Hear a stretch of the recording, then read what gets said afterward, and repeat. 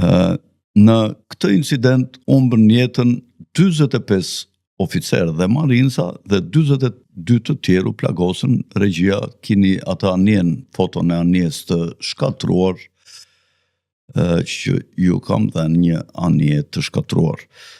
Dhe njëkohësisht, kjo është bërë dhe me djenin e shërbimit sekret britanik dhe të marinës, ja ku është fotoja e njerëz për destroyerëve të shkatruar pasi asin në minat detare, të cilat do t'i shpjegojmë se çfarë ka vendosur. Por më përpara,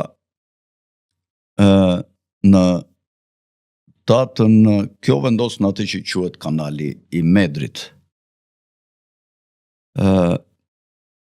Më përpara, në